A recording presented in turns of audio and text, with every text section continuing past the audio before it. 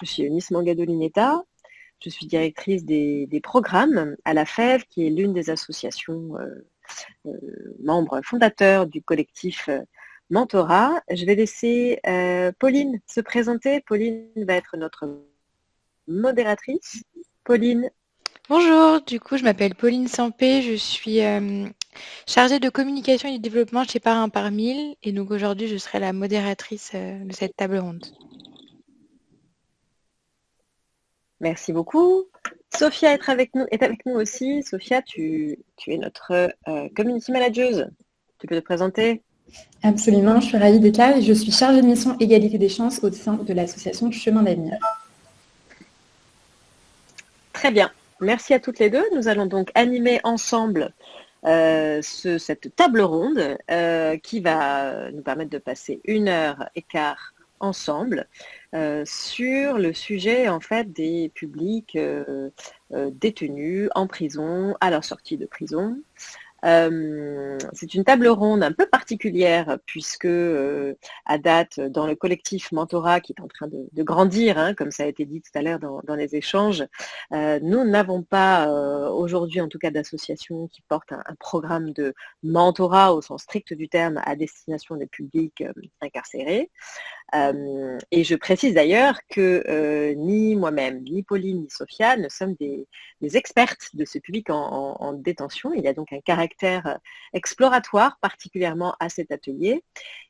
Et d'avance, je vous remercie de faire preuve de bienveillance si je suis maladroite dans mes formulations, si je suis un petit peu à côté des enjeux, parce que justement, j'ai moi-même une méconnaissance de ces publics, comme je pense pas mal de personnes aujourd'hui dans cette table ronde, ce qui fait tout l'intérêt en fait des présentations qui vont nous être faites par les intervenants. Je pense qu'effectivement, voilà, dans cet atelier aujourd'hui, on se demandera en quoi les actions qui vont nous être présentées doivent être complémentaires, bien sûr, les unes des autres dans le programme, dans le parcours d'accompagnement de réinsertion des jeunes en détention ou en sortie de prison, et de pouvoir nous projeter vers peut-être un programme de mentorat qui pourrait se dessiner et de réfléchir ensemble à quelles conditions un programme de mentorat en direction de ce public pourrait être le plus impactant.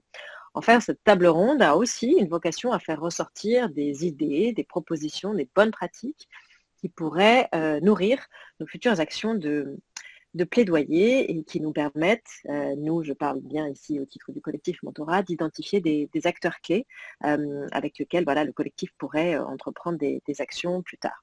Donc, sans plus attendre, je vais présenter les intervenants qui vont s'exprimer aujourd'hui. Tout au long de cet atelier, nous aurons le plaisir d'écouter Benjamin Guichard, qui vous êtes chef du service des politiques de l'accompagnement vers l'emploi au sein de l'ATIGIP.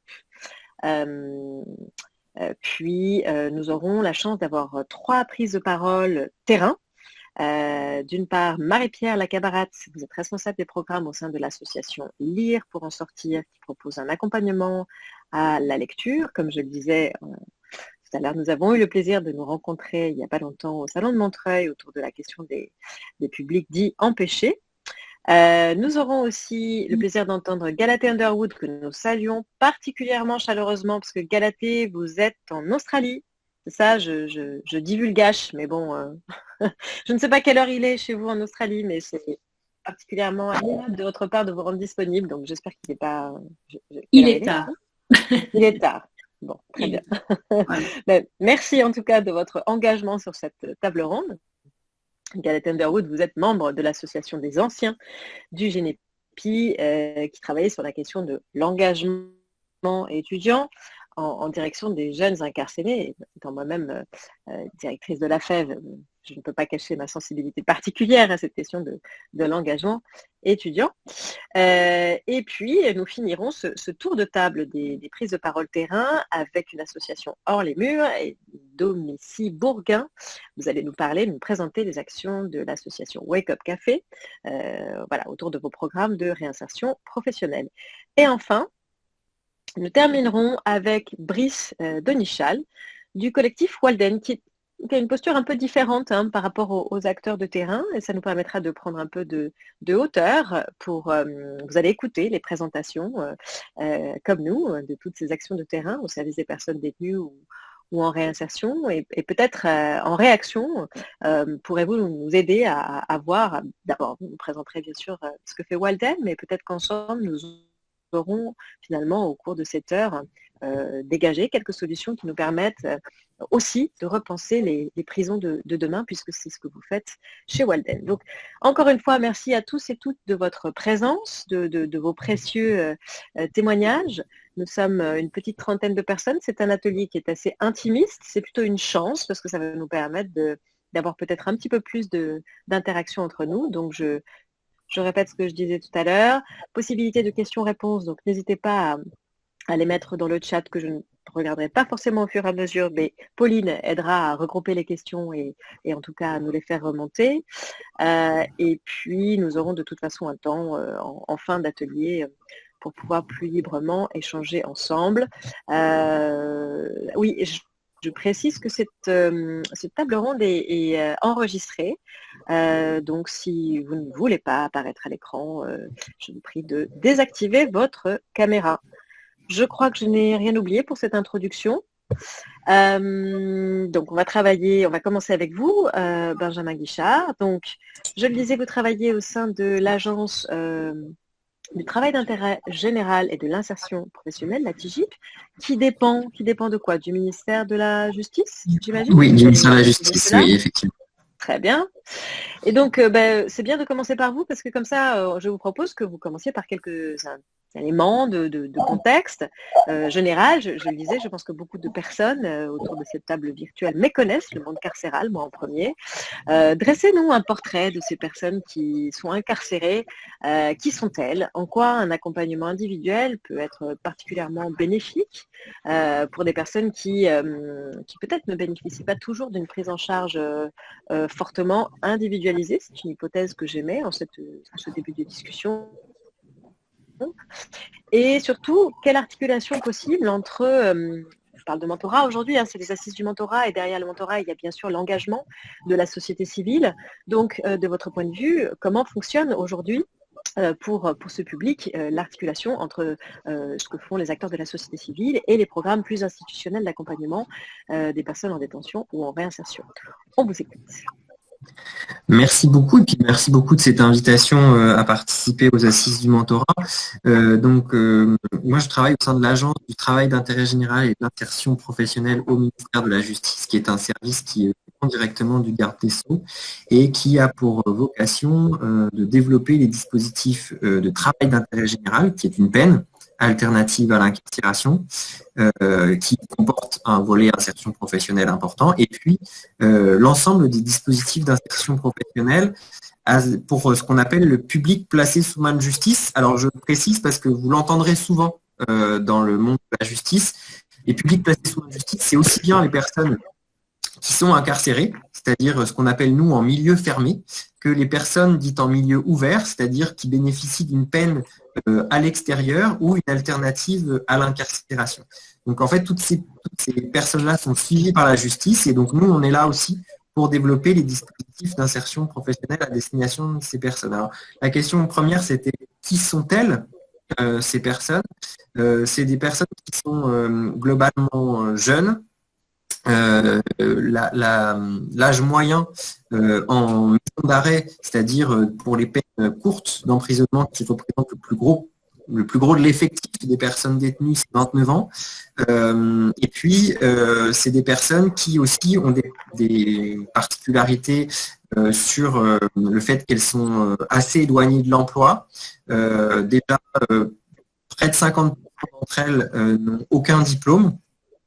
Et près de 90% d'entre elles ont un niveau infra-bac. Donc, avec des chiffres qui sont bien au-delà des moyennes de la population générale, on accueille donc un public qui est généralement en difficulté, qui, pour beaucoup d'entre eux, n'ont jamais travaillé, ne sont jamais rentrés forcément dans un parcours de formation, et que nous devons aussi accompagner pour les remettre dans un parcours de formation et d'emploi qu'ils découvrent. Et donc, c'est aussi une de ses particularités. Une des particularités aussi, c'est que c'est des publics qui ont des difficultés qui sont multiples. Elles ne concernent pas que le champ de l'insertion professionnelle. C'est des personnes qui souvent sont soit en rupture familiale, on peut aussi pour beaucoup des problèmes d'addiction, avec une forte prévalence du handicap dans les personnes qui sont incarcérées, principalement du handicap psychique, et donc aussi des personnes qui donc cumulent un certain nombre de difficultés. On dit qu'elles accèdent pour la première fois à l'emploi, mais elles vont accéder pour la première fois peut-être à l'ouverture de droits, à l'accès à des parcours de soins auxquels elles n'ont jamais eu accès aussi, par le biais aussi de la détention et de la peine qu'elles sont en train d'effectuer. Donc toutes ces particularités-là font qu'il y a des prises en charge spécifiques, mais pour autant, elles ont aussi des différences. C'est-à-dire qu'on accueille aussi en établissement pénitentiaire toute la diversité de la société, et donc vous allez pouvoir aussi retrouver des similitudes avec des publics que des associations prennent en charge par ailleurs, avec des difficultés qui sont multiples et qui existent de la même façon dans le milieu libre. Vous dire aussi que sur les spécificités, cette fois peut-être plus spécifiquement du monde carcéral, qui est un monde méconnu, qui fait parfois même l'objet de fantasmes sur la façon dont il fonctionne. C'est un monde qui travaille encore aujourd'hui trop à notre kilo, c'est-à-dire en différenciant la prise en charge que nous faisons en milieu fermé, c'est-à-dire en détention, et en milieu ouvert, c'est-à-dire à l'extérieur.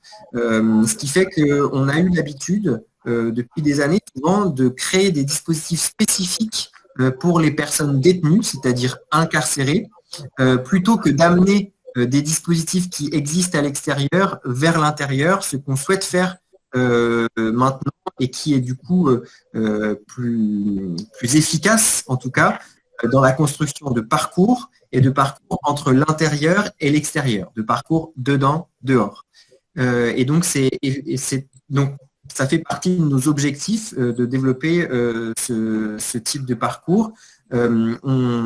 Aussi, pour vous donner des éléments de contexte, aujourd'hui, les personnes détenues accèdent à des dispositifs d'insertion professionnelle, mais accèdent trop peu à des dispositifs d'insertion professionnelle, puisque en moyenne, 30% des personnes détenues travaillent, c'est-à-dire ça correspond à peu près à 20 000 personnes qui travaillent au sein d'ateliers, au sein des établissements pénitentiaires, ou ce qu'on appelle nous au service général, c'est-à-dire au profit de tâches, au profit de l'établissement. Sur des activités qui ne sont pas forcément extrêmement valorisables, puisque la plupart des activités en atelier pénitentiaire sont des activités de conditionnement. Donc on a un vrai enjeu aussi sur le développement des typologies d'activités et de la diversification des activités. Et puis c'est un public qui accède peu à la formation professionnelle parce que seulement 7% d'entre elles ont accès à un dispositif de formation professionnelle aujourd'hui, ce qui est un chiffre extrêmement faible. Et on travaille aujourd'hui avec les régions qui sont compétentes depuis 2014 sur le champ de la formation professionnelle pour développer des dispositifs de formation professionnelle pour ces personnes-là. Donc, dans les grandes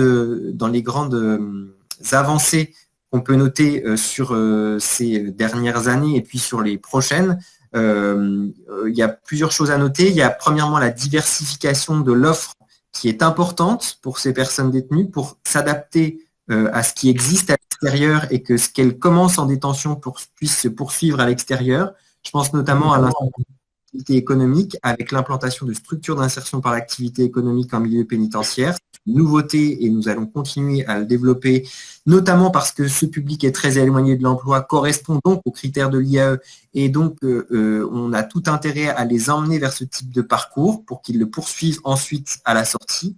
Les entreprises adaptées sur le même modèle mais pour des personnes en situation de handicap, parce que comme je vous le disais, il y a une vraie problématique sur la prise en charge du handicap et donc dans le travail des personnes handicapées en milieu pénitentiaire, sur aussi l'apprentissage en détention, qui est une expérimentation qui est en cours depuis la loi Pénicaud et qui permet aussi de construire des parcours dedans dehors en commençant un dispositif d'apprentissage à l'intérieur et le poursuivre à l'extérieur. Et puis, le développement aussi d'outils qui permettent de mieux connaître l'environnement de l'insertion professionnelle des personnes sous main de justice avec des outils numériques. On est en train de créer une plateforme qui a déjà une première réalité avec une cartographie des lieux d'implantation pour les entreprises pour qu'elles viennent offrir du travail aux personnes sous main de justice, de diversifier aussi le travail pénitentiaire offert aux personnes sous main de justice, et puis d'offrir à l'ensemble des professionnels de l'insertion professionnelle qui travaillent en détention un outil permettant de mieux visualiser quelle est l'offre de travail, de formation et de dispositifs d'accompagnement vers l'emploi en milieu pénitentiaire. Vous dire aussi qu'on a tout un tas d'acteurs qui travaillent déjà avec nous et les partenariats aussi bien institutionnels, économiques qu'associatifs sont absolument essentiels dans le monde pénitentiaire. Je pense notamment, quand on parle de partenariats institutionnels, à Pôle emploi qui sont présents dans les établissements pénitentiaires avec des conseillers Pôle emploi justice et qui poursuivent ce travail aussi à l'extérieur, parfois avec des référents justice au sein des agences Pôle emploi dans certains territoires. Les missions locales, bien entendu, qui sont un acteur de l'accompagnement socio-professionnel extrêmement important. Des partenaires de l'insertion par l'activité économique, on en parlait, du monde des entreprises adaptées, mais aussi des entreprises classiques qui s'engagent auprès des personnes détenues aussi pour les accompagner à l'extérieur. Et quand on parle de mentorat, on a des formes déjà de mentorat à travers des exemples de chefs d'entreprise qui ont voulu s'investir grandement dans le travail pénitentiaire et dans l'accompagnement vers l'emploi à l'extérieur. Et puis le réseau associatif qui est absolument essentiel dans ce dispositif. Alors, il y a certaines associations qui sont déjà présentes et qui interviendront après moi, qui travaillent sur ce lien dedans-dehors, qui est absolument important parce qu'on voit que la rupture, elle se crée souvent au moment de la libération et que le passage entre l'intérieur et l'extérieur est ce qui est le plus difficile. Et donc, c'est aussi pour cette raison que un certain nombre d'associations, et je pense que Wake Up Café reviendra sur cet accompagnement dehors parce que et Wake Up Café n'est pas qu'à l'extérieur, ils sont aussi à l'intérieur. Et donc, il y a vraiment cette importance pour nous de fédérer en fait l'ensemble des partenaires associatifs économiques pour construire des parcours d'insertion professionnelle pour les personnes sous main de justice, parce que là, je vous ai parlé des personnes qui sont en détention, mais l'important, c'est aussi de prendre en charge des personnes qui bénéficient d'une peine ou d'un aménagement de peine en milieu ouvert, c'est-à-dire à l'extérieur, pour qu'elles puissent raccrocher les dispositifs de droit commun. Et c'est pas aussi simple que ça, notamment faire en sorte que le service pénitentiaire d'insertion et de probation, qui coordonne en fait les parcours d'exécution de peine des personnes détenues, puisse avoir aussi les outils pour permettre la construction de ces parcours d'insertion professionnelle, aussi bien à l'intérieur des établissements pénitentiaires qu'à l'extérieur. Merci beaucoup. Il y aurait beaucoup de questions à poser. On va les laisser pour tout à l'heure, mais quand même une question qui sera certainement un fil rouge et que je vais poser aussi aux autres intervenants. Vous avez décrit on va dire le portrait un peu des jeunes qui sont sous main de justice, et vous avez notamment insisté sur l'aspect polymorphe et le cumul des difficultés. Comment vous avez aussi évoqué l'image des prisons, hein, souvent représentée dans la fiction, qui peut faire un peu peur, etc. Comment est-ce que ça ne décourage pas un citoyen lambda d'aller vers ces publics, justement, le fait qu'il y ait tellement de difficultés cumulées, le handicap, l'addiction, toutes ces problématiques? Est-ce que ce n'est pas de nature un peu qui peut avoir cet effet de tendance à décourager des gens qui ne se vivent pas justement comme des spécialistes du handicap, du traitement de l'addiction, etc. Comment faire pour engager des personnes non spécialistes, mais qui ont quand même envie d'aller vers ce public? C'est un sujet, je pense que ça ne se pose pas de la même façon que, par exemple, sur des associations qui travaillent sur du mentorat de personnes réfugiées ou de jeunes qui sont en difficulté scolaire, etc. Comment on engage un citoyen lambda pour ne pas avoir peur et à se dire elle peut, à sa mesure, apporter quelque chose à ce public dont on imagine que ça ne doit pas être simple, quoi. C'est pas simple. Déjà, je pense que on a, nous, un rôle en tant que professionnel du ministère de la Justice et de l'administration pénitentiaire. C'est-à-dire que moi, je viens d'un établissement pénitentiaire et je pense que nous, professionnels, on a un rôle d'aller vers l'extérieur pour expliquer ce qu'est la prise en charge des personnes placées sous main de justice, qu'elles peuvent, il peut y avoir des similitudes par rapport à ce que d'autres associations peuvent connaître sur d'autres publics, et puis aussi dire à ces associations, venez voir, c'est-à-dire rentrer en détention, venez voir avec nous la façon dont ça se passe et comment on pourrait travailler ensemble. Je vais être assez provocateur vis-à-vis de mon institution, mais je pense que les freins qui sont ceux des associations aujourd'hui ne sont pas tant sur des préjugés sur les personnes détenues plutôt que sur les difficultés qu'ils ont aujourd'hui à travailler avec une administration qui n'a pas forcément encore intégré qu'il peut y avoir des cultures différentes qui coexistent au sein des établissements pénitentiaires et qui ne comprennent pas forcément la façon dont fonctionne l'administration pénitentiaire, avec ses codes, avec ses contraintes spécifiques liées à la sécurité, et que du coup, je pense qu'il faut qu'on explique mieux aussi quels sont l'ensemble des contraintes de notre administration pour lever à la fois des blocages qui peut y exister au sein des établissements sur l'intervention des associations et peut-être aussi évoluer de notre côté pour faire en sorte que toutes ces contraintes-là soient moins lourdes. Merci beaucoup, Benjamin. Bon, c'est tout à fait riche, on aurait envie de creuser, mais je vais quand même garder du temps pour tous les intervenants. Donc, je vais tout de suite passer la parole avec un premier témoignage terrain, avec une des associations qui travaille auprès des jeunes au sein des prisons et parfois à leur sortie. Je vous donne la parole, Marie-Pascale Cabarat. Vous allez nous présenter Lire pour en sortir. Déjà, une première question. Pourquoi cette dimension, pourquoi avoir placé la dimension de la lecture et de l'écriture au cœur du projet de réinsertion des personnes détenues? Qu'est-ce que vous attendez peut-être du pouvoir de la lecture et de l'écriture? Qu'est-ce que ça peut apporter à ces personnes qui sont placées sous main de justice? J'ai donc appris ce terme. Allez-y, Marie-Pascale.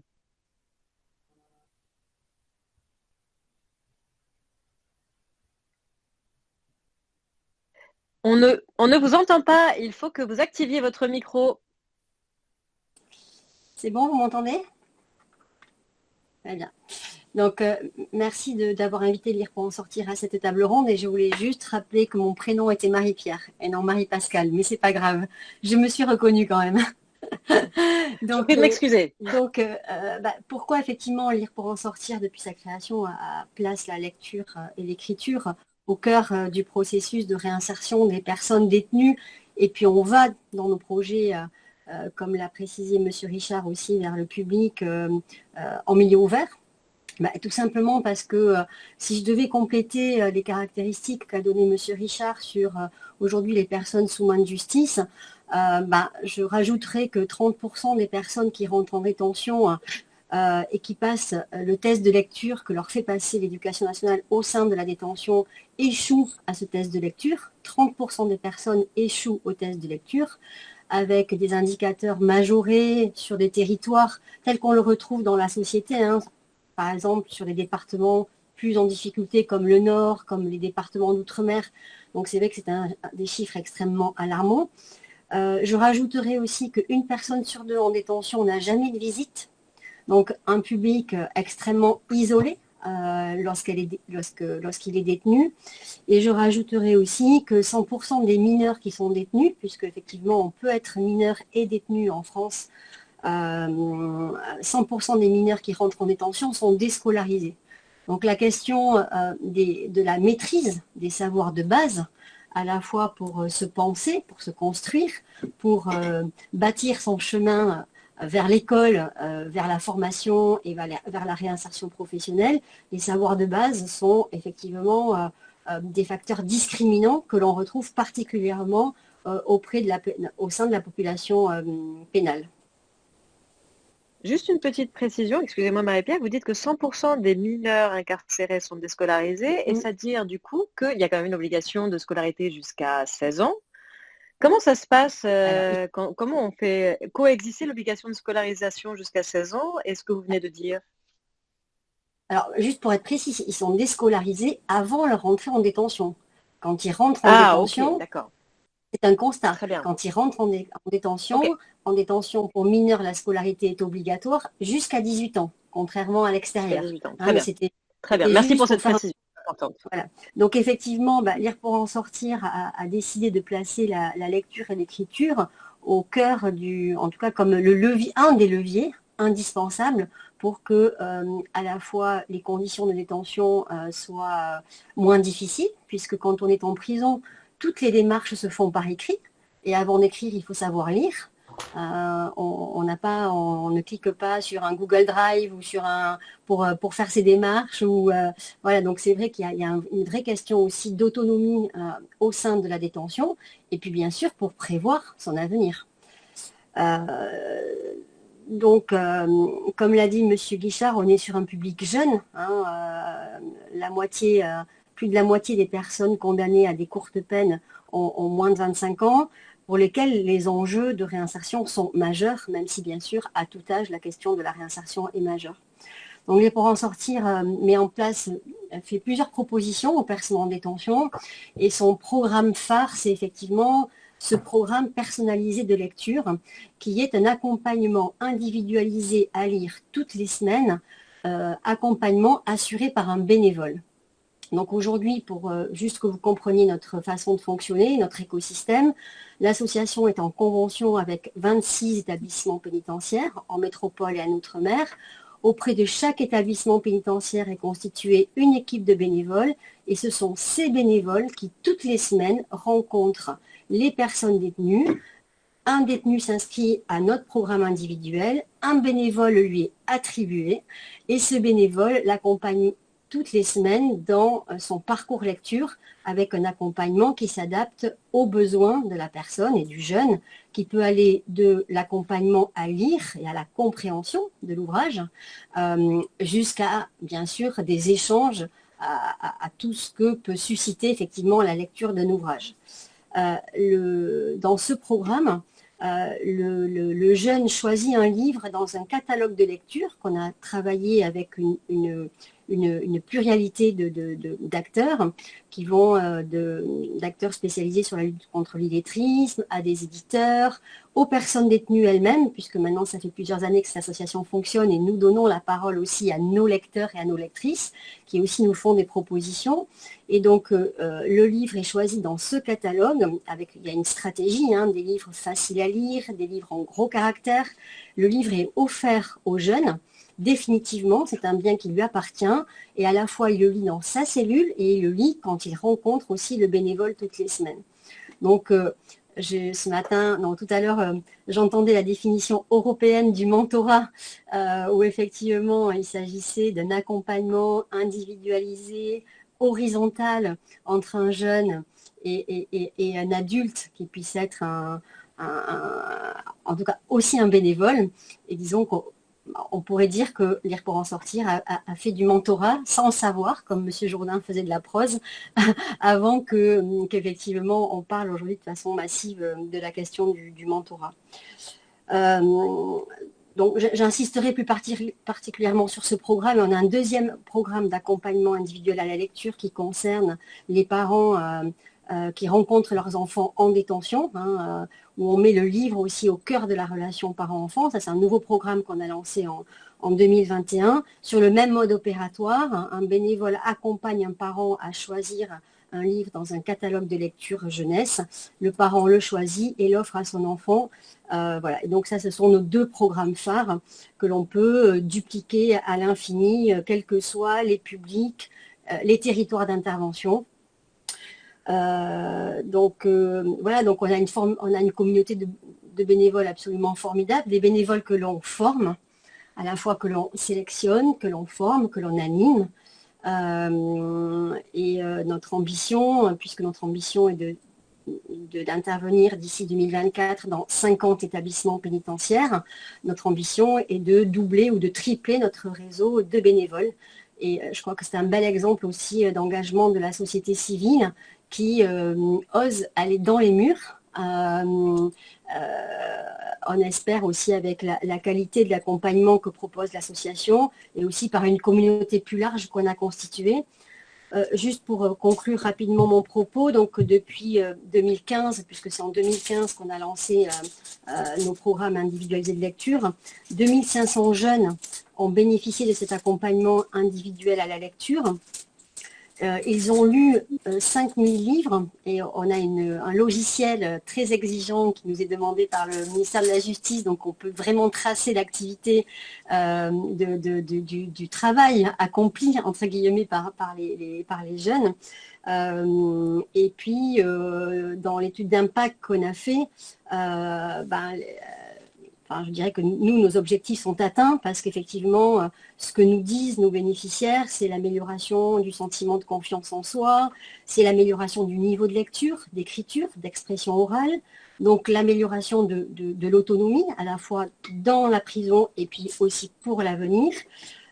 Et c'est aussi ce lien de confiance qui se recrée avec la société civile, parce qu'effectivement, nos bénéficiaires vraiment témoignent de leur étonnement que des bénévoles s'engagent, viennent toutes les semaines les rencontrer, des demi-journées, rentrer dans une prison, c'est très contraignant.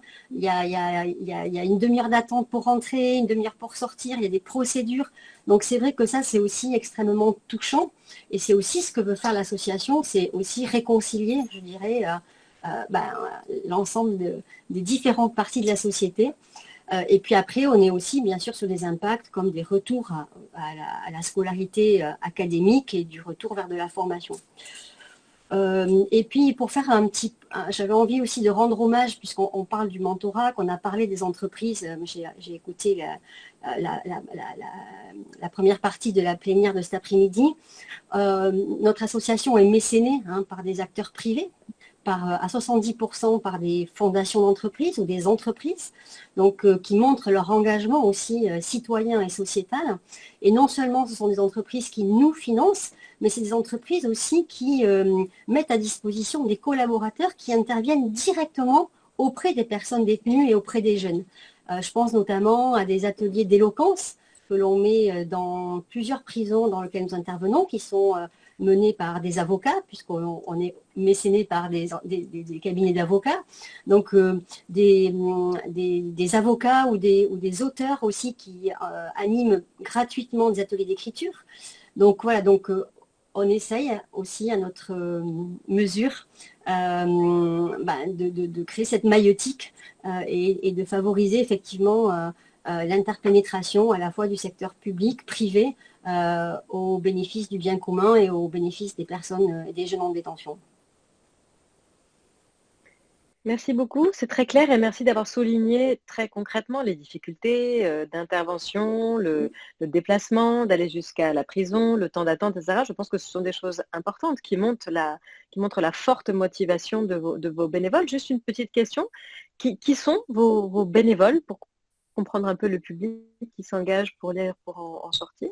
Alors, on a des bénévoles qui sont tous passionnés de lecture et de littérature, passionnés de la transmission, bien sûr, et convaincus, comme nous, du pouvoir de transformation que nous ont apporté les différents livres que nous avons lus. On est tous un peu le produit des lectures que nous avons fait depuis que nous savons lire et depuis qu'on nous a aussi lu des histoires. Donc ça, c'est vrai, c'est un des critères, bien sûr. Et puis après, on est sur des critères assez classiques, des bénévoles plutôt féminins, plutôt, bien sûr, retraités. Mais pour une population très largement masculine, je me trompe Non, une population plutôt en prison. assez largement féminine. D'accord, pour les bénéficiaires, je parle. Ah, pour les bénéficiaires. Oui. Ah, je croyais qu'on parlait des bénéficiaires. Oui, je voulais dire en face, il y a plutôt des garçons, alors que ce sont des femmes en face, 97% pas forcément. des personnes détenues sont des hommes. Donc, c'est effectivement... Voilà, les bénéficiaires sont plutôt des hommes. Mais en milieu urbain, ce qui est intéressant, c'est qu'on arrive effectivement aussi à avoir des bénévoles plus mixés, entre guillemets, en termes de génération. Et quand on peut aussi intervenir dans les prisons le samedi matin, ce qui n'est pas toujours le cas, mais en tout cas nous on pousse aussi cette possibilité parce que les week-ends sont des moments très très difficiles lorsqu'on est en prison. On arrive à capter aussi des bénévoles jeunes, étudiants, des actifs qui ont envie de s'engager aussi utilement sur leur temps disponible.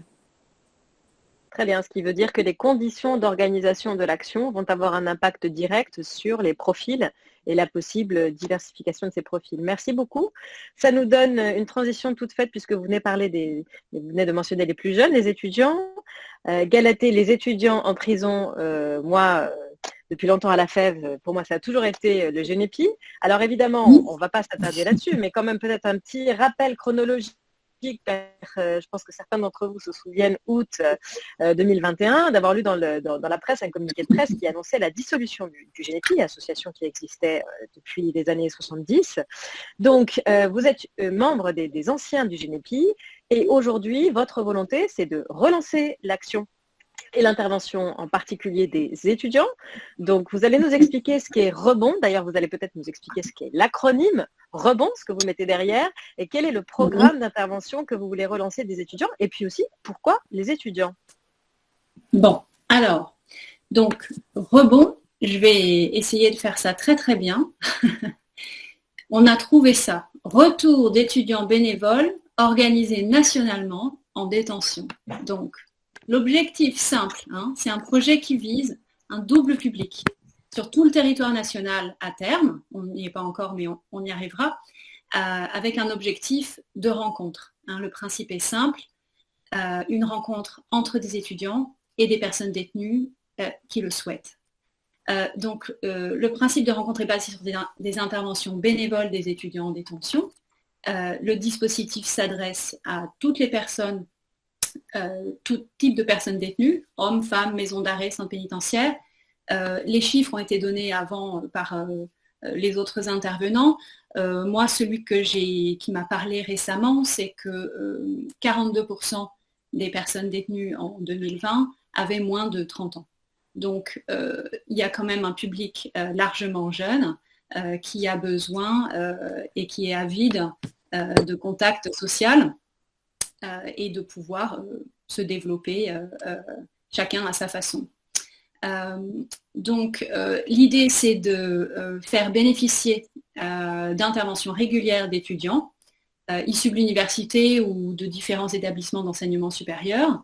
Et ces interventions vont être soit sous forme d'enseignement, de suivi scolaire, de soutien scolaire, d'activités diverses, d'échanges, de créativité ou de culture générale. Ça a toujours été la base, d'avoir des étudiants qui sont d'origine extrêmement variée, qui font partie d'études diverses et variées aussi, et qui vont dans leur vie devenir des professionnels et avoir des emplois dans tous les domaines d'activités possibles et imaginables. Donc il n'y a pas de limite à part le fait d'être étudiant et d'être un jeune, pour être un bénévole de ce projet, ça c'est la limite. Et pour le reste, les personnes qui sont intéressées peuvent lever la main. Et puis il y a tout un processus de recrutement, de formation, etc. Donc sur l'histoire du Génépi, bon, je vais faire ça en 3 mots puisque la question a été posée. Le Génépi donc existait, moi je fais partie de l'association des anciens du Génépi, qui a été créée en 2009 qui s'est formalisée, disons, cette année-là, et qui a toujours eu pour objectif de soutenir les actions que j'ai décrites. Avec la fin avec la dissolution de l'association du Génépi elle-même, je n'en connais pas les raisons directes puisque je n'en faisais plus partie, j'étais une ancienne, donc je ne vais pas m'épancher trop là-dessus, mais nous on a senti à l'association des anciens que c'était vraiment dommage de laisser tomber le cœur, la philosophie et l'expérience accumulée de près de 40 ans de vie associative étudiante, et d'essayer de faire en sorte que ce projet-là ne disparaisse pas, et donc de lui permettre une nouvelle vie. Voilà, c'est ce à quoi on travaille maintenant. J'ai un petit écho, je ne sais pas s'il y a un écho tout d'un coup pour les autres. Oui, je pense qu'il y a une personne qui a laissé activer son micro, si vous voulez bien le fermer parce que ça interfère. Je crois que c'est PS. Merci beaucoup. Allez-y, Galatée. Voilà, merci. Donc, les étudiants, l'idée, c'est qu'ils interviennent seuls en général ou en binôme avec un petit groupe, donc seuls avec une personne détenue ou en binôme avec un petit groupe de personnes détenues et qui s'engagent sur toute l'année universitaire pour une intervention hebdomadaire. Donc, qui va durer en général, qui va leur prendre à peu près une après-midi pour une interaction avec la personne détenue d'à peu près 1h30. Ça, c'est la réalité aussi de l'intervention en détention. Donc, nous, on conçoit ce projet comme un véritable incubateur de citoyenneté. Hein. Les étudiants qui participent sont des personnes qui sont intéressées, qui ont envie de développer du lien humain avec des personnes qu'elles n'auraient pas forcément autrement rencontrées. Et de faire avec eux ce chemin et d'établir une relation de confiance et de travailler ou de s'intéresser ensemble à des choses qu'ils peuvent partager.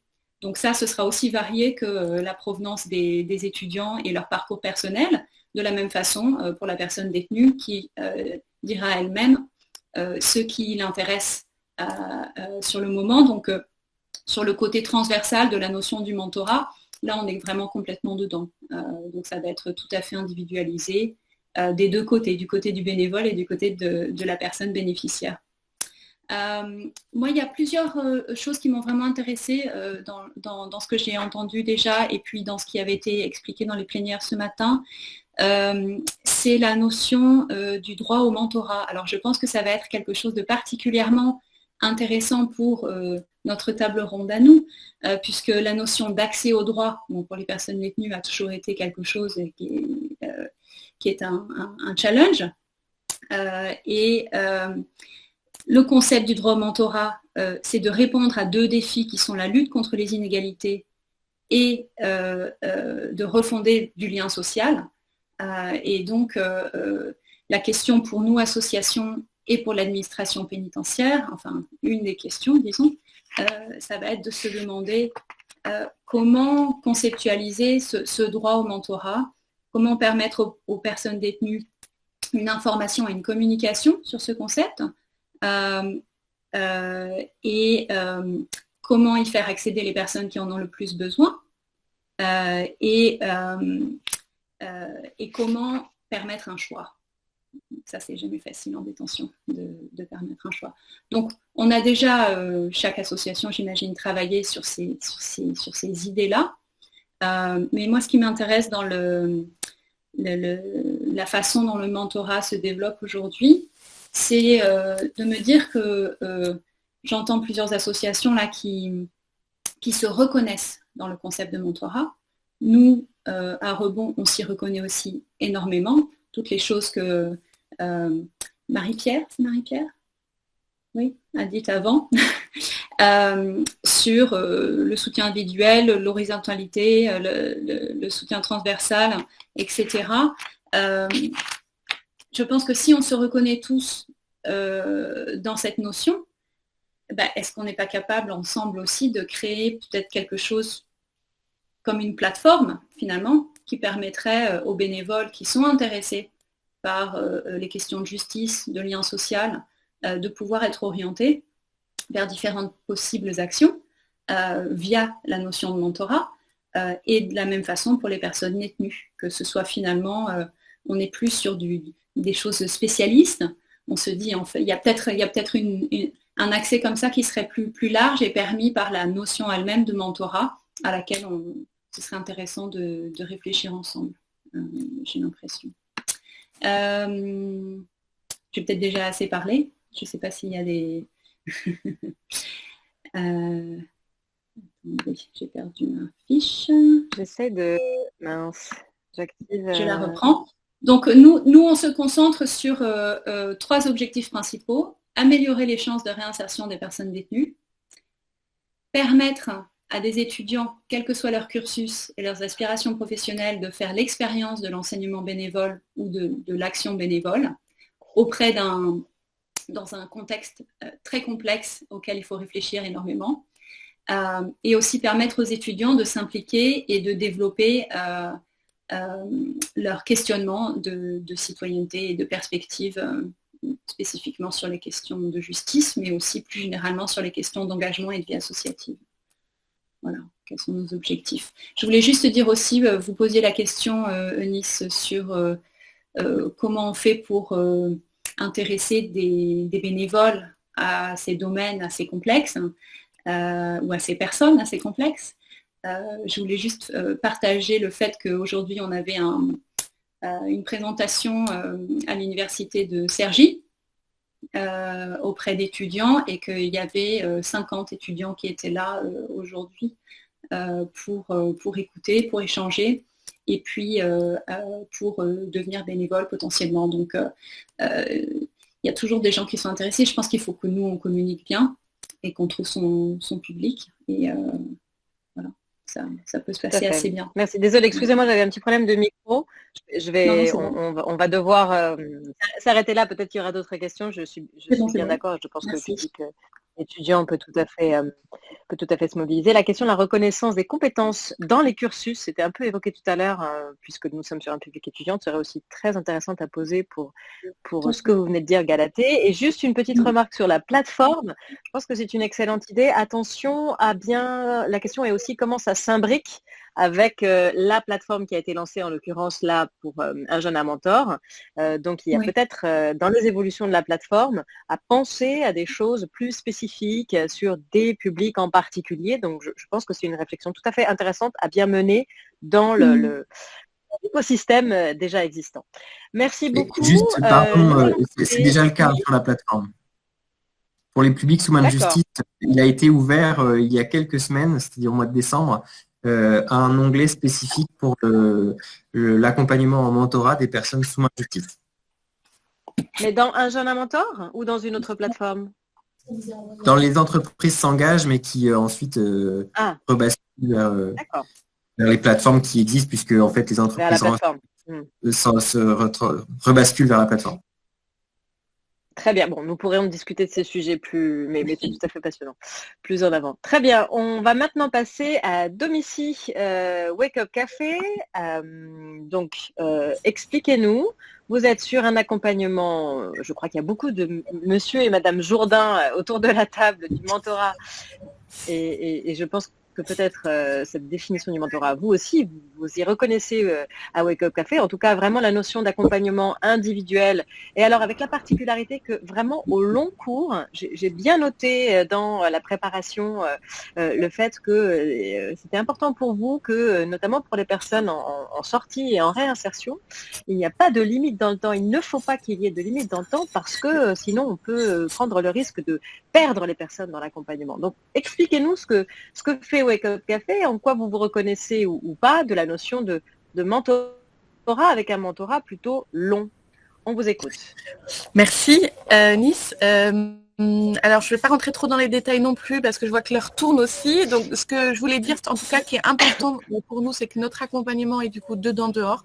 Nous, on commence à accompagner les personnes en détention puisque le but, c'est qu'elles sortent de détention avec un projet professionnel qui est déjà établi. Le but étant d'éviter les premiers mois à la sortie qui sont les mois les plus difficiles pour eux et qui sont les plus importants en termes de récidive parce qu'une personne qui ne va pas tout de suite trouver un appui à la sortie va assez facilement retourner vers ce qui l'a conduit en détention. Du coup, nous, notre attention, elle est sur cet accompagnement dedans-dehors, sur justement le fait que la personne, dès qu'elle elle devient ce que nous on appelle un waker, c'est-à-dire qu'elle est accompagnée par l'association, en fait, elle est en lien permanent avec nous dedans et à la sortie. Et une fois qu'elle sort, pour la plupart en aménagement de peine avec Wake Up Café, le premier jour de leur sortie, elles viennent à Wake Up Café sur l'un de nos 6 sites et elles restent avec nous tous les jours, toute la journée. Et elles ont un suivi sur mesure individuel parce qu'on s'est rendu compte que pour accompagner ce public, et en particulier les plus jeunes, ça je vous en parlerai un peu plus après, en fait l'accompagnement, il ne peut pas être juste 1 heure par jour parce que le reste du temps, c'est un temps qui est pour eux trop compliqué à gérer, en tout cas au début, parce qu'en fait, la détention déshumanise la personne, mais en plus de ça, la liberté du coup devient très compliquée à gérer. On ne sait plus être libre, on ne sait plus vraiment quoi faire. On a fermé les portes à notre place, on nous a dit quand on avait le droit de prendre une douche, quand on avait le droit de sortir d'une salle. Donc en fait, redevenir libre et savoir quoi faire de son temps, c'est pas si simple. Donc nous, notre accompagnement, il leur permet justement de traverser cette période floue et difficile de la sortie de prison. Et en effet, notre accompagnement est sur mesure parce que les personnes qu'on accompagne sont toutes différentes. Donc on ne peut pas considérer qu'en 3 mois, on va réinsérer Joseph et François. En fait, pour certains, il leur faudra 2 mois pour retrouver un emploi, pour retrouver une stabilité. Et pour d'autres, il va leur falloir beaucoup plus de temps. Et c'est pour ça qu'en plus d'un accompagnement vers l'emploi, on fait un accompagnement aussi de reconstruction de soi pour leur redonner confiance en eux, leur apprendre à savoir qui ils sont, aussi reconnaître leurs compétences. En effet, pour la plupart, même pour 80% d'entre eux, comme disait bien Benjamin, on est sur un public qui n'a pas de diplôme, mais qui a des compétences. Et donc, charge à nous aussi de leur montrer quelles sont ces compétences et ce vers quoi ils peuvent aller. Donc, nous, on s'appuie sur un gros réseau d'entreprises partenaires qui s'engagent à embaucher ou à faire des formations ou des stages pour leur permettre d'intégrer un monde qu'ils ne connaissent pas, parce que l'entreprise, ils ne connaissent pas, et même dépasser le périph' pour une grosse partie d'entre eux, ils ne connaissent pas. Donc vraiment, on est sur une population qui a besoin qu'on les accompagne constamment vers la réinsertion. Après, on a un public, nous, de plus en plus jeunes. Et donc, on a décidé de renforcer cet accompagnement pour les plus jeunes parce que ça ne suffisait pas ce qu'on faisait, alors que c'est déjà fort, c'est déjà lourd. Mais du coup, nous, on a des responsables pédagogiques qui vont vraiment passer du temps avec eux pour travailler un peu la gestion de la colère, la gestion des émotions, apprendre à un peu s'aligner pour se sentir bien et être capable du coup d'intégrer la société. Et on a aussi des bénévoles qui viennent et qui deviennent coachs pour ces jeunes wakers. Donc c'est là où notre approche ressemblerait peut-être davantage à du mentorat pour ceux qui, en plus de l'accompagnement individuel, collectif sur mesure, ont besoin d'une personne qui est à l'extérieur de Wake Up Café et qui va être un peu pour eux un référent à chaque fois qu'ils vont avoir besoin d'une aide un peu plus particulière. Donc en fait, on fait double accompagnement pour un public qui est encore plus jeune. Et puis sinon, nous, on travaille aussi avec la TIGIP puisqu'on est agréé aussi pour recevoir du public qui est condamné à des peines de travail d'intérêt général. Et d'une manière globale, c'est vrai qu'on est assez pro et on pousse pour tout ce qui est aménagement de peine. On a conscience que c'est ce qu'il y a de mieux pour les personnes qui sortent de détention et qui ont vraiment besoin d'un accompagnement fort et dans le temps.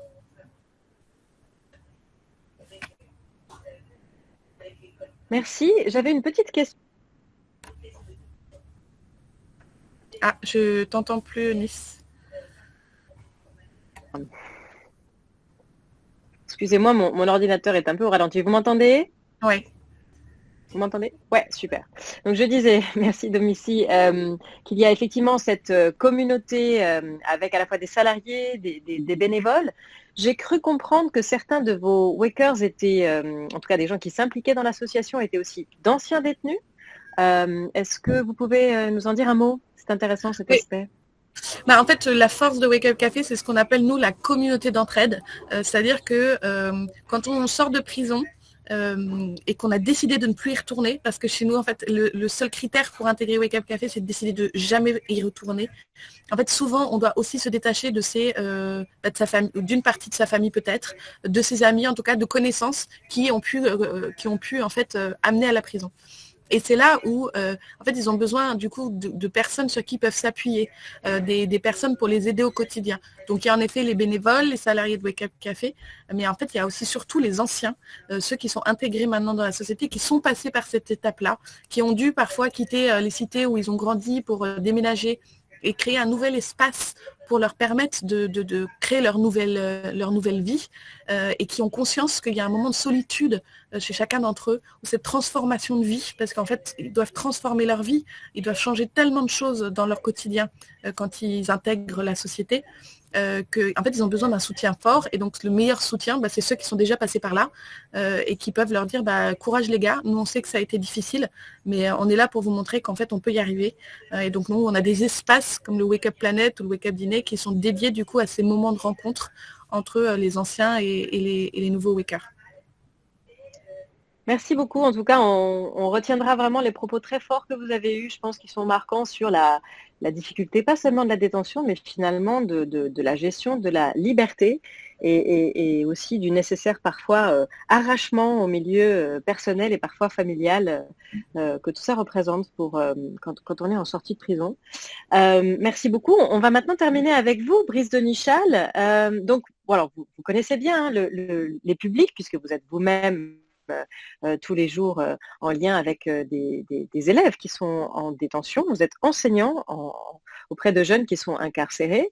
Mais au sein du collectif Walden, donc la différence par rapport aux témoignages d'acteurs de terrain que nous venons d'entendre, c'est que vous êtes plutôt dans une logique de plaidoyer pour que, bien évidemment, mais je fais le parallèle modestement avec la FEV, où nous travaillons vraiment sur la question de la lutte contre les inégalités éducatives et nous avons bon espoir que aussi ces actions puissent permettre de faire évoluer l'école vers un modèle éducatif plus inclusif, etc. Donc, je pense que vous faites un peu pareil, à la fois ancré dans une pratique auprès de ces publics, mais aussi sur une réflexion avec des personnels aussi, des ministères de la Justice, etc. Décrivez-nous ce que fait le collectif Walden et peut-être comment vous avez entendu tout ce qui vous a été présenté là par les intervenantes, comment ça peut nourrir aussi votre réflexion et votre plaidoyer.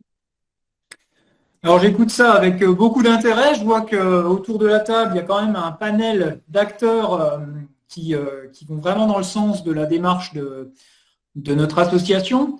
Donc cette association, je vais utiliser mes deux casquettes. J'ai à la fois la casquette d'enseignant, ce qui me donne un point de vue très concret sur la prise en charge intérieure, à l'intérieur de la détention. Au domicile, elle s'occupe de l'extérieur et de cette transition de l'intérieur vers l'extérieur qui est vraiment essentielle parce que avec ma casquette d'enseignant, moi mes actions, si derrière je n'envisage pas une continuité après, en fait mon enseignement il n'a pas de sens. Donc ce que dit Domiti, ça fait vraiment tilt. Après, tout ce que vous envisagez en termes de prise en charge individuelle, j'ai envie de dire, c'est que du bonus. Il n'y a pas un type de détenu. Il y a autant de types de détenus qu'il y a d'individus. Donc, plus on aura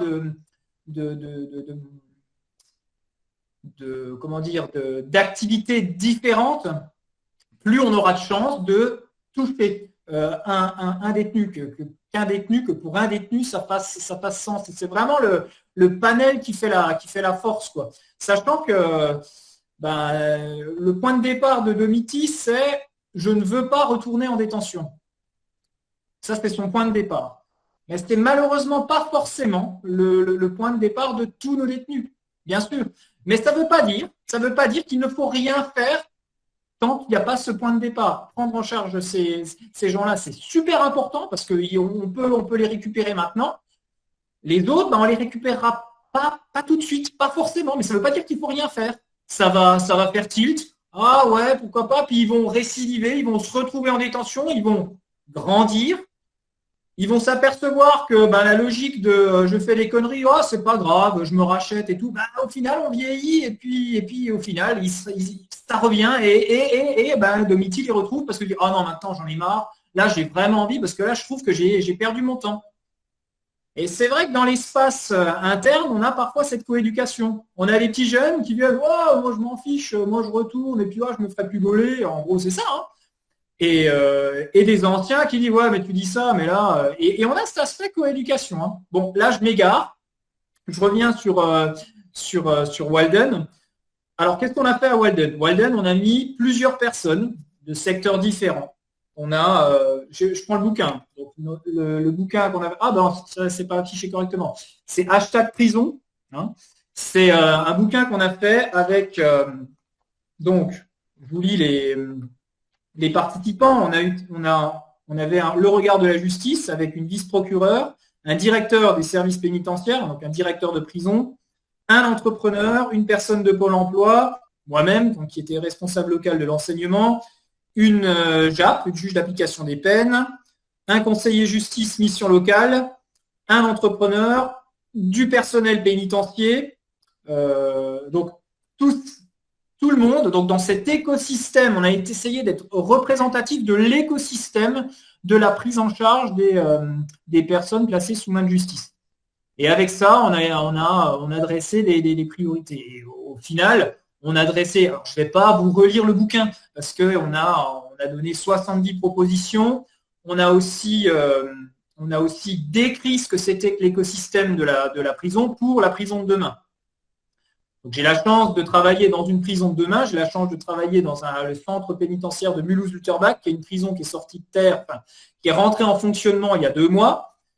Donc, bon, c'est un chantier. Pour l'instant, on aménage dans une maison, tout n'est pas encore en place. Mais là, j'ai cette chance-là d'avoir pu prendre ce recul-là. Donc, avant de trouver les solutions miracles et de voir la prison de demain, il faut déjà voir quel est l'écosystème actuel. On ne peut pas tout révolutionner.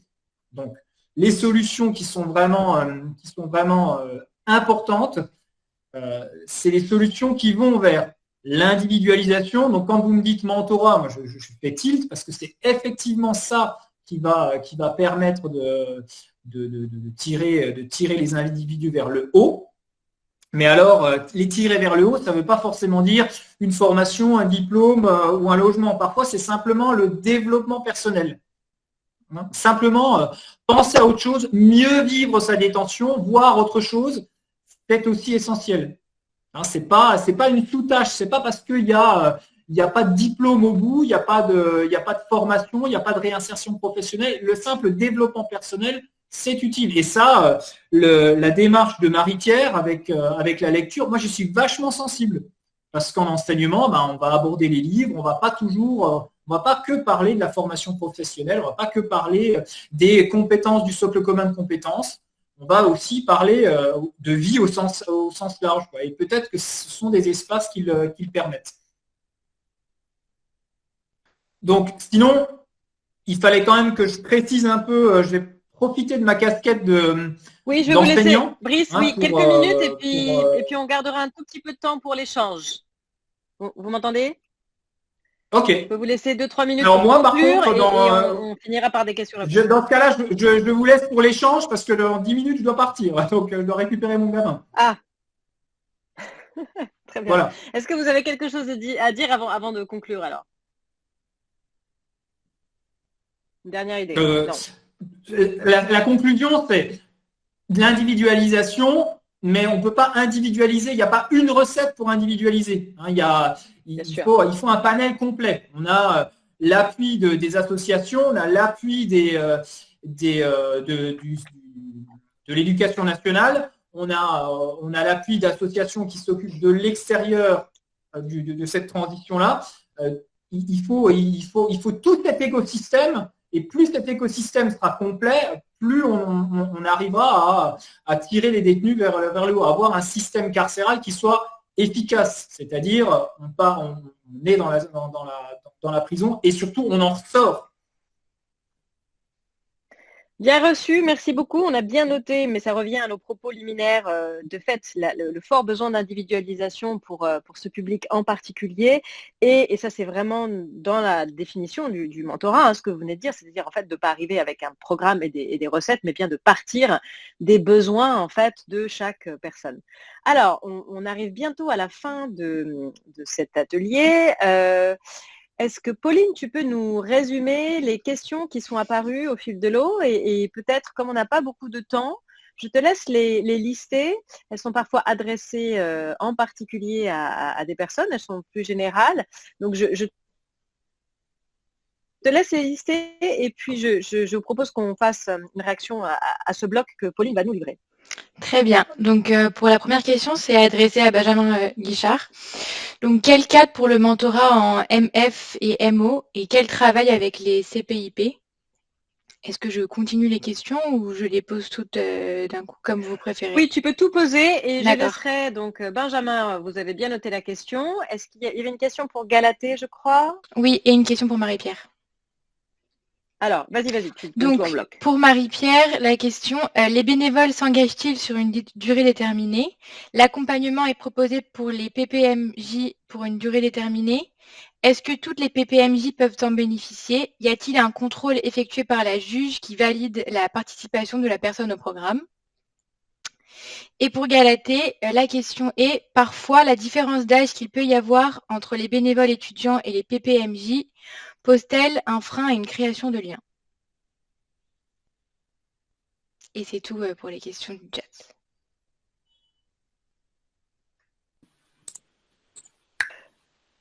Ah. Très bien, merci beaucoup. Je laisse Benjamin répondre. Oui, Alors, alors peut-être expliquer les acronymes, tout le monde n'est pas familier, hein, peut-être. Allez-y. Les CPIP. Alors, quel cadre pour le mentorat en milieu ouvert et en milieu fermé, c'est-à-dire en détention et à l'extérieur, dans le cadre de la prise en charge à l'extérieur. Tout est à construire parce qu'aujourd'hui, il peut y exister peut-être parfois des expérimentations sur certains territoires, mais si on veut avoir une vision plus globale et plus nationale, il faut qu'on construise effectivement ce cadre en milieu fermé et en milieu ouvert, au même titre que le cadre d'intervention d'autres associations qui existent déjà dans nos établissements pénitentiaires. Et du coup, ça fait le lien avec la seconde question, c'est quel lien avec les CPIP, les conseillers pénitentiaires d'insertion et de probation. Donc c'est eux qui coordonnent en fait les parcours d'exécution de peine des personnes détenues, en lien avec l'établissement pénitentiaire et le juge d'application des peines. Et en l'occurrence, le rôle du CPIP est essentiel en fait dans le cadre qu'on définira pour le mentorat au sein du milieu ouvert et du milieu fermé, parce que c'est lui qui va orienter la personne détenue vers un dispositif de mentorat ou non, qui va avoir ce rôle d'orienteur vers le bon dispositif en fonction de sa connaissance de la personne détenue.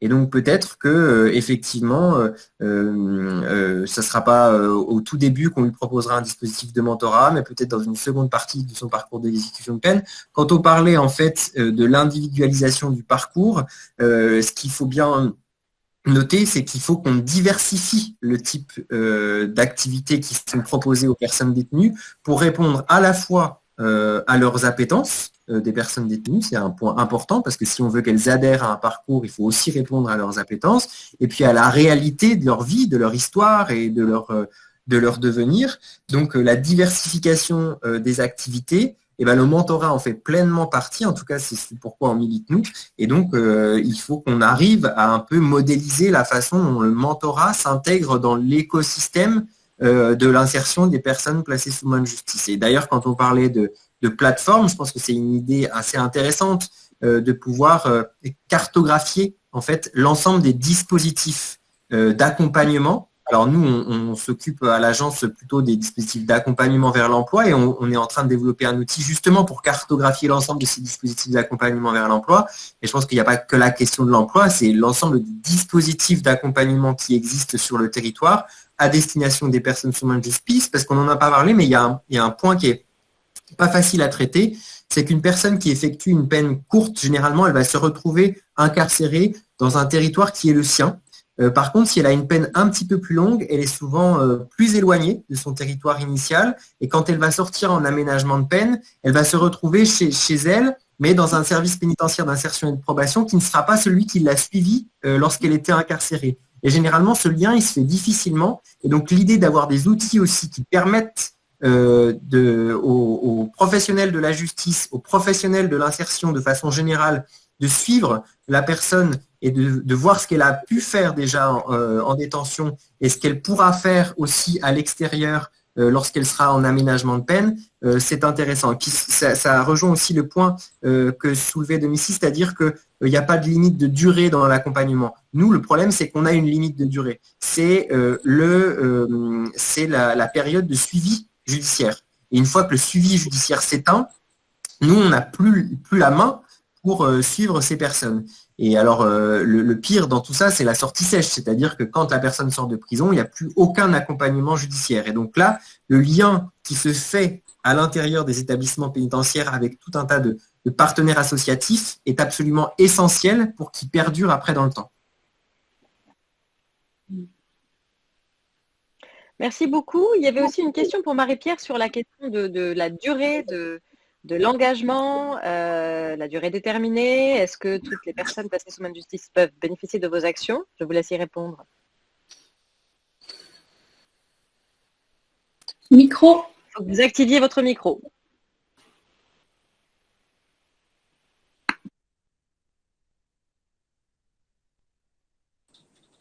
Sur la durée de l'engagement des bénévoles, c'est vrai qu'on leur demande un engagement moral sur 1 an, à minima. Parce qu'effectivement, ce qui compte pour nous, c'est la continuité de l'accompagnement et l'instauration d'une relation de confiance dans la durée, avec des personnes qui ont souvent des parcours chaotiques et justement des ruptures successives dans les relations.